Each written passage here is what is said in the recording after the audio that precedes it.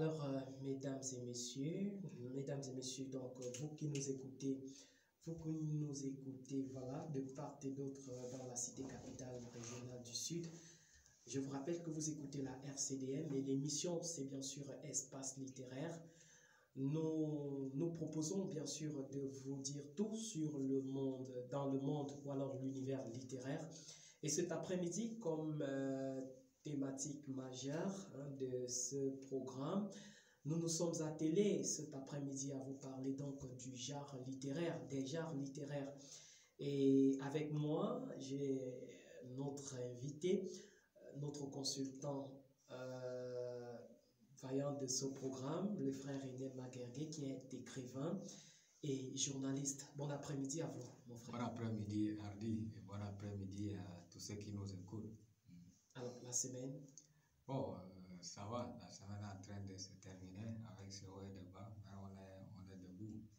Et je saisis l'occasion pour dire que l'espace littéraire est ouvert à tout le monde, aux enseignants, et aux élèves, aux écrivains en herbe qui se rapprochent de la radio pour pouvoir s'approprier cet espace. Ce n'est pas seulement uniquement le consultant de la maison que tous les samedis on doit écouter, mais s'il y a des enseignants qui nous écoutent, c'est leur espace, qu'ils s'approchent de la radio. S'il y a aussi des élèves qui s'intéressent à l'écriture, qui viennent partager leur expérience avec les autres.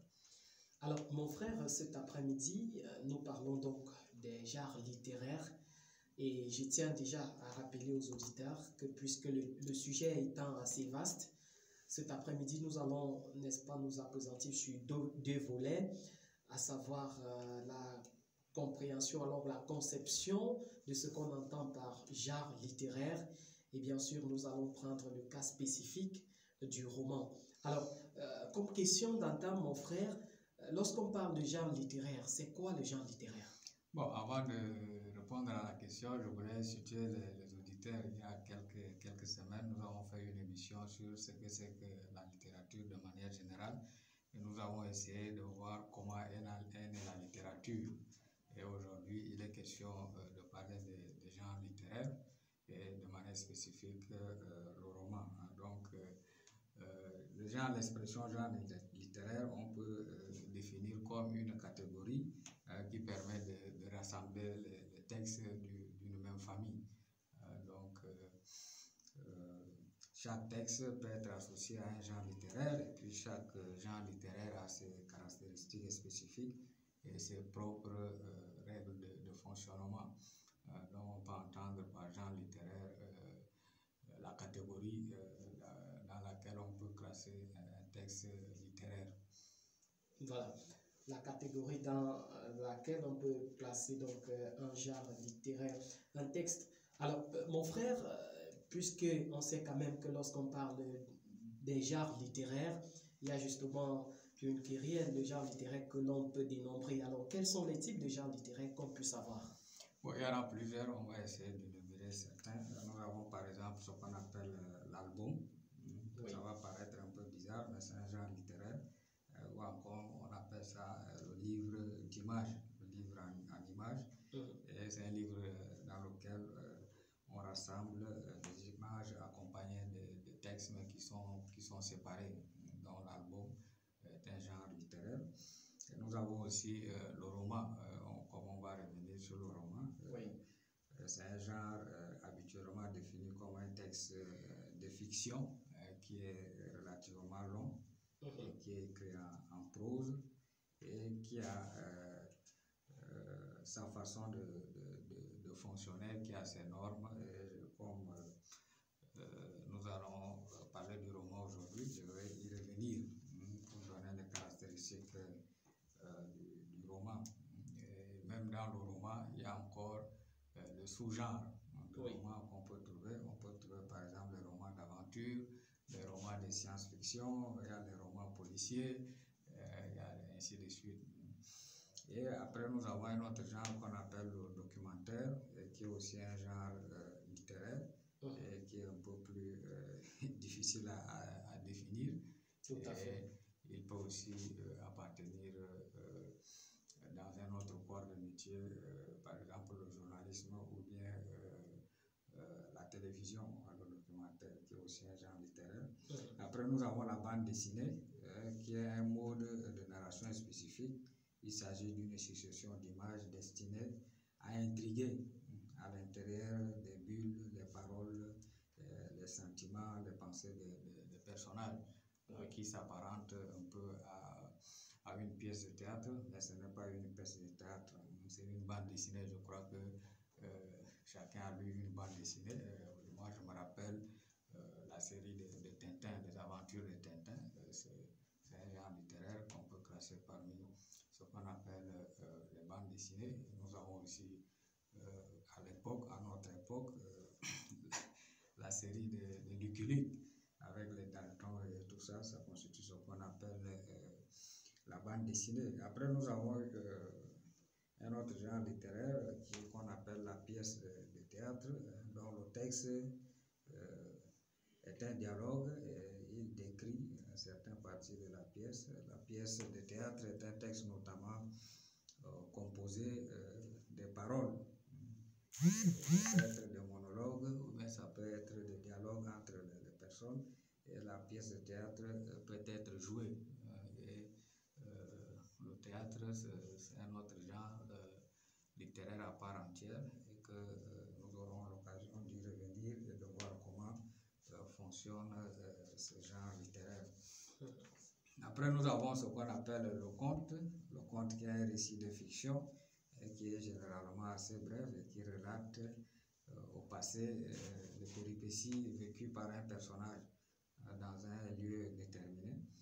Et le conte aussi a ses caractéristiques. Vous avez les contes de La Fontaine Fable ou bien les contes d'Amadou Koumba. Donc ce sont le genre littéraire. Et il est utilisé à destin. On raconte une histoire fantastique. Et derrière cette histoire, il y a un message à véhiculer. Donc le conte relève un peu de ce qu'on peut appeler la littérature orale. En Afrique, nous avons des contes, des proverbes qui constituent ce qu'on appelle la littérature orale et qui ont une belle manière de fonctionner. Nous avons aussi la légende qui s'apparente aussi un peu au conte, mais qui, contrairement au conte, se situe dans un lieu déterminé, qui raconte les merveilles ou bien les exploits d'un héros ou d'un personnage historique. Et ça aussi a un destin à faire exalter les vertus ou bien les valeurs d'un personnage. Nous avons le mythe, qui est une histoire exemplaire qui se raconte depuis la nuit des temps, qui n'a pas d'auteur précis et qui explique pour un peuple donné les grandes énigmes du monde et le comportement humain. Donc le mythe est destiné, et c'est un récit un peu imaginaire dans un certain sens, et qui explique l'origine du monde ou bien l'origine d'un comportement donné.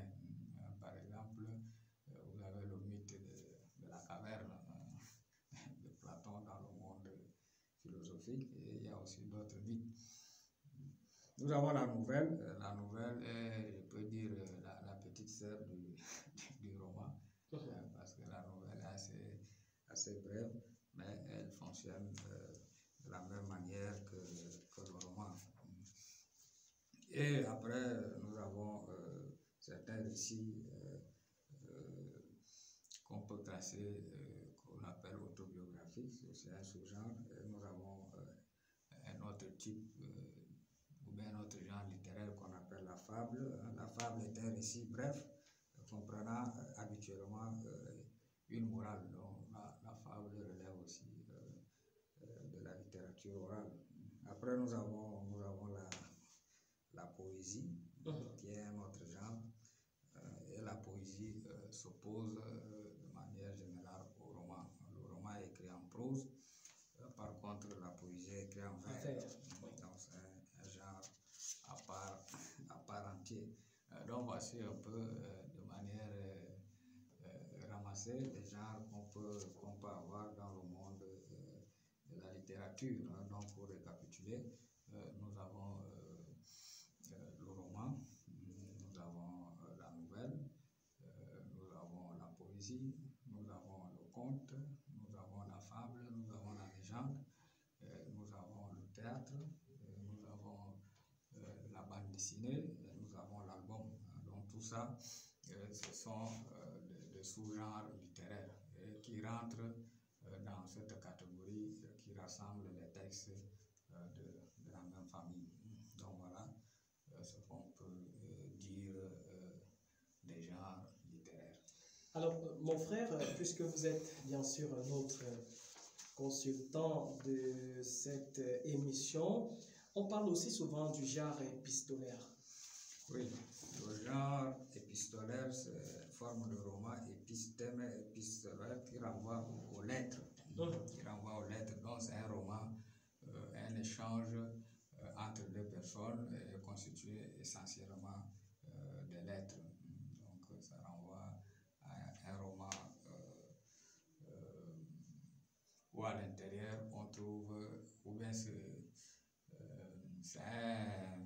comment dire, un ramassis de lettres qu'on publie. Donc, dans l'histoire de la littérature, il y a eu des princes, puis des princesses. Quelquefois, ils n'ont pas le temps de se voir, donc on pouvait seulement échanger les sentiments à travers les lettres. Donc, tout ça constituait aussi un genre littéraire qu'on appelait un genre épistolaire. Merci, mon frère, de nous avoir donc bien édifié au sujet des différentes catégories de genres littéraires qu'on puisse avoir. Vous qui nous écoutez à la maison, il a été très clair dans ses propos. Nous avons la légende, l'album, le roman, le documentaire, bien d'autres, la bande dessinée, théâtre, les contes, le proverbe, les mythes, la nouvelle, la fable, la poésie et même le théâtre qui constituent donc, n'est-ce pas, les catégories de genre littéraire qu'on puisse avoir. Alors aujourd'hui, étant donné que vous aviez justement relevé une kyrielle de genre littéraire que l'on puisse avoir, aujourd'hui nous allons nous appesantir exclusivement sur le roman, puisqu'il faut le rappeler, le roman aujourd'hui que beaucoup de littéraires et même ceux qui ne sont pas littéraires connaissent assez. Alors, mon frère, la question que je m'en vais vous poser, puisqu'on parle justement du roman, le roman, dans son approche définitionnelle, comment est-ce qu'on peut le concevoir en littérature? Bon, le roman est une œuvre narrative en prose. C'est un récit d'imagination. Il est différent en cela des biographies ou bien des récits documentaires par rapport à d'autres fictions narratives. Le roman se distingue par sa longueur. On peut aussi l'opposer à la nouvelle et aussi par sa vraisemblance. Il se diffère sur ce point du compte. Et le genre romanesque est caractérisé par sa diversité, sa capacité à aborder tous les sujets. Il comprend les romans d'amour, le policier, historique, autobiographique, d'aventure, ainsi de suite.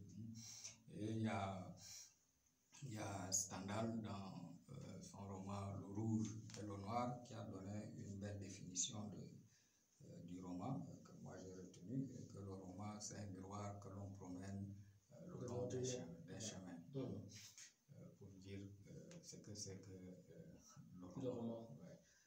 Alors, qu'est-ce qui fait la particularité du roman comparativement à d'autres genres littéraires? Bon, nous l'avons dit, il y a d'abord sa longueur. Oui. Et il est écrit en prose. Et puis après, l'auteur, celui qui écrit, il construit un monde qui peut ressembler à un monde réel, mais qui en vrai n'est pas un monde réel. Et j'ai sous la main un roman intitulé L'aventure d'Urué sur le chemin du savoir. Oui. C'est un Salésien béninois qui a publié ça. Alors pour dire, quand on prend par exemple un roman, le roman a sa structure qui est propre. Donc dedans, nous avons, s'il faut parler d'abord des chapitres avant de créé un roman. Le roman est organisé en chapitres. Oui. Et puis dans chaque chapitre, nous avons des paragraphes. Et puis dans chaque paragraphe, nous avons des phrases. Donc c'est ça qui fait un peu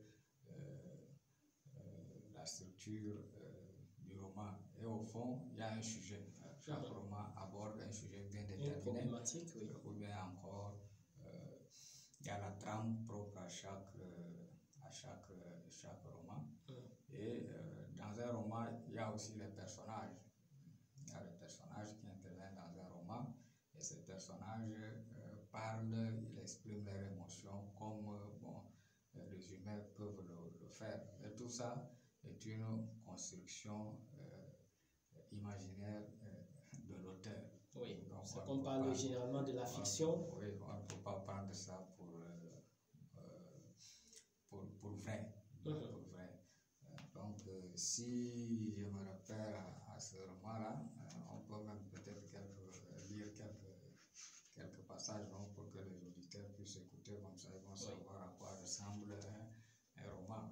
Et à la dernière page, on voit la structure qui est claire. Il y a les chapitres, et puis chaque chapitre, si quelqu'un veut écrire un roman, il faut d'abord qu'il ait un sujet. Et puis après le sujet, il faut organiser le roman en chapitres. Et dans chaque chapitre, il y a des paragraphes. Et chaque paragraphe développe une idée bien déterminée. À l'intérieur des paragraphes, il y a des phrases. Et une phrase comporte un sujet, un verbe, un complément. Et c'est simple. Donc il faut que tout ça soit organisé et qu'il y ait une logique dans le récit, dans ce qu'on peut raconter. Et pour s'initier à l'écriture romanesque, c'est simple, il faut que chacun commence par exemple par des récits autobiographiques. Quelqu'un peut commencer par exemple avant de dormir, il écrit, il relate sa journée. Ça peut aussi une manière d'aider à amorcer ou bien à rentrer dans le monde de la littérature. Mais aussi, il faut lire d'autres romans. Et quelquefois, c'est en lisant que, sans se rendre compte, on peut se mettre aussi à écrire. Donc, nous avons un roman ici qu'on va lire. Je rappelle le titre, c'est L'aventure d'Iwe sur le chemin du savoir. C'est publié aux éditions Harmattan Cameroun. L'auteur, c'est Eglokale Romeo Salami. Donc, c'est un Béninois. Il est né en 1991. Il est salésien de Don Bosco et je crois que maintenant il est prêtre. Donc, il a fait des études sur l'épistémologie et sur l'éducation. Donc, il nous dit ceci. À la page 13, on peut lire ceci. Le soleil amorce son retour au bercail et sous le beau ciel d'Ilée, où les nuages s'entrecroisent en se faisant prophète de la réalité sur terre. Plusieurs générations présentent, tout en maintenant au rythme de l'histoire, un constant dialogue tel Baba s'entretenant avec son petit-fils. Grand-père, j'ai une question à vous poser. Oui, vas-y, mon garçon, pourvu que je sois capable de te répondre. Vous en serez capable, je le sais, mais d'abord, je voudrais vous demander de bien vouloir me pardonner pour mon attitude. Que veux-tu dire par là? En effet, en allant chercher des cailloux qui sont tombés du côté des hommes du métier, j'ai laissé traîner mes oreilles.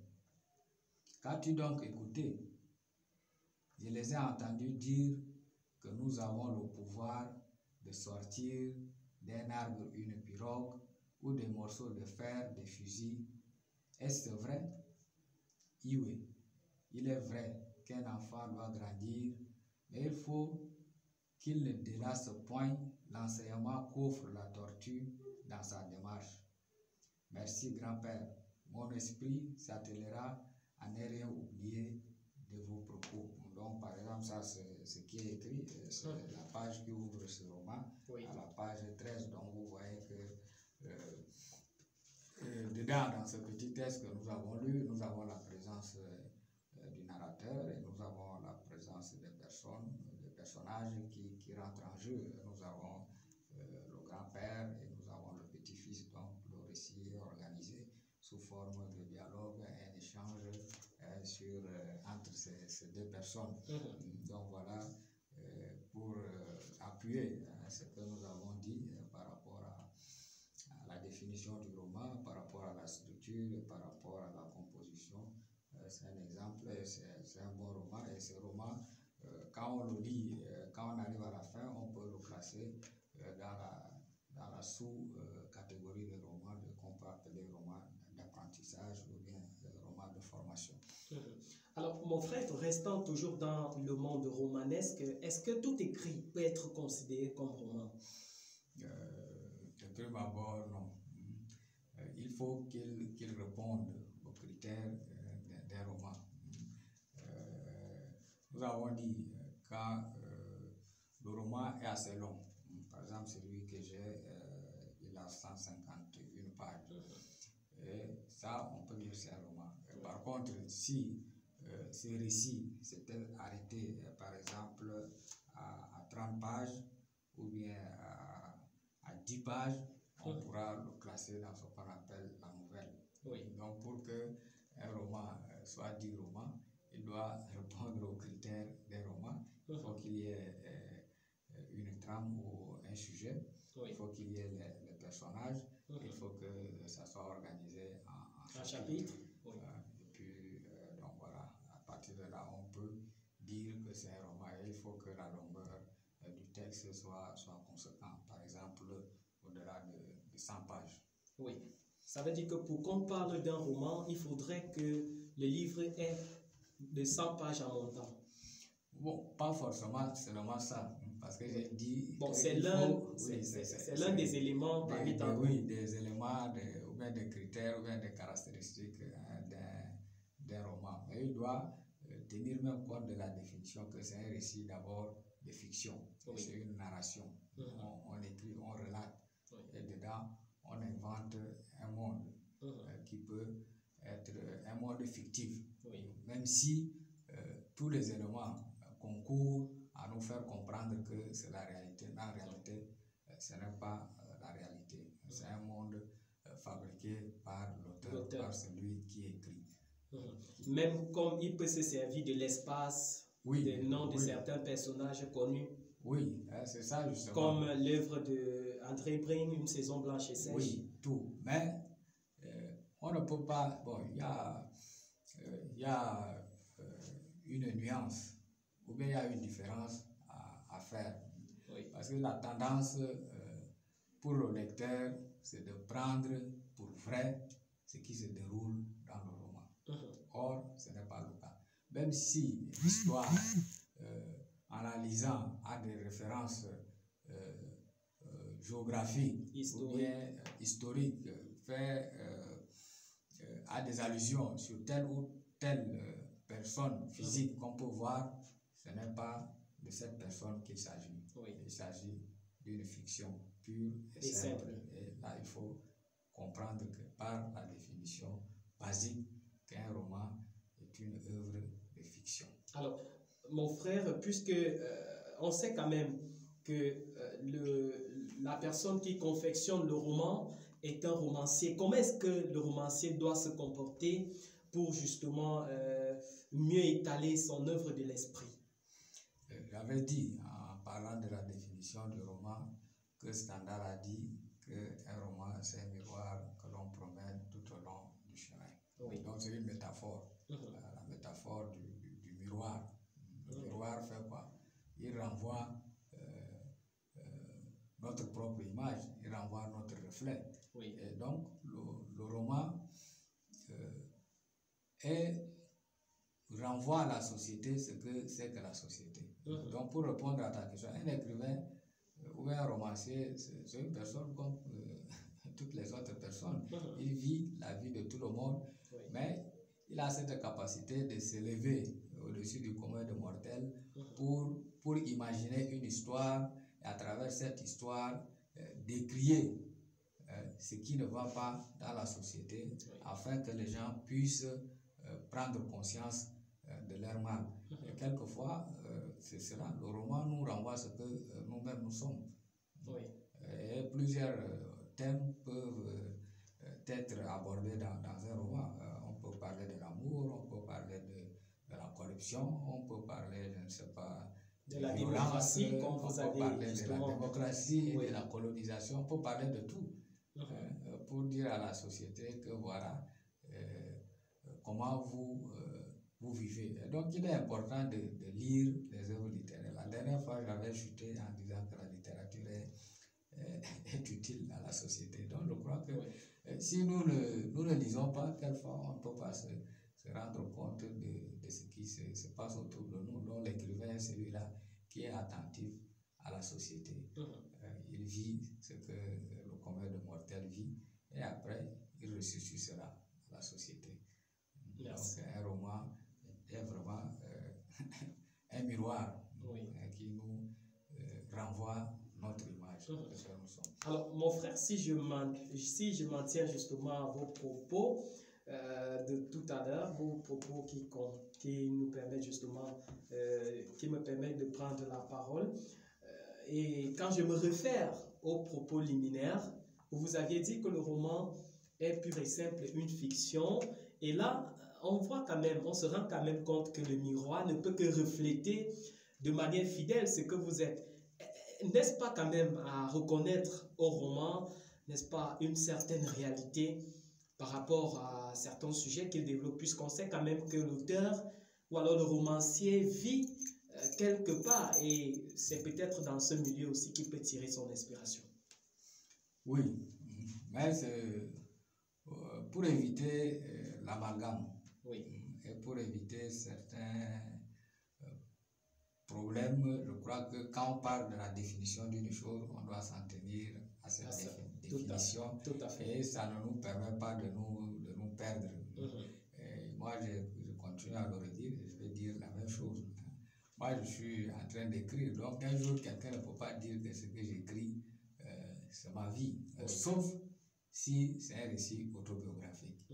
Donc, si nous prenons par exemple le roman, nous avons dit qu'il y a des sous-genres.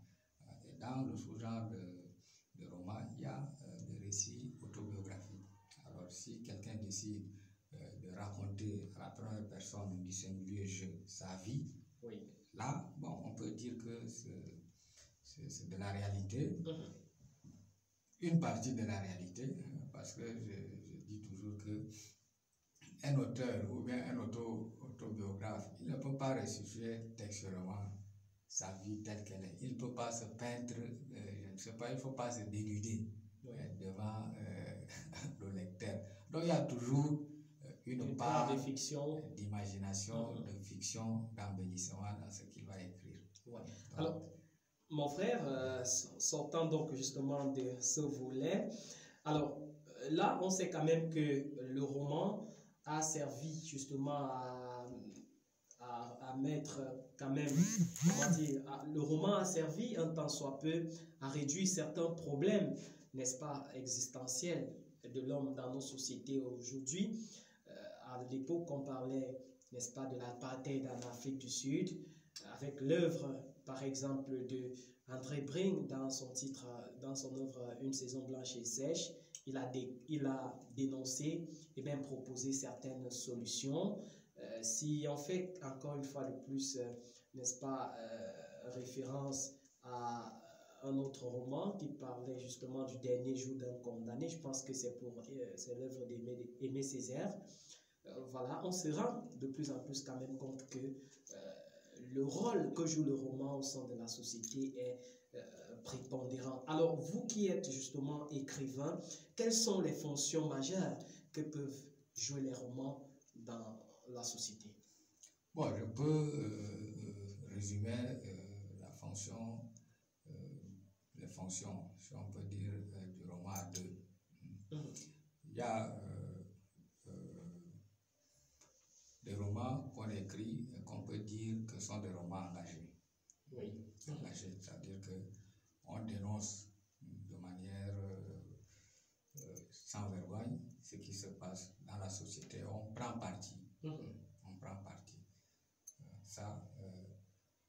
Donc, dans ce sens, le roman a une fonction dénonciatrice, une fonction, je peux dire même critique, didactique dans le sens où, par exemple, si nous prenons les romans d'apprentissage ou bien le roman de formation, justement, ils remplissent cette fonction didactique-là, qui a pour but de transmettre un savoir, de transmettre des leçons.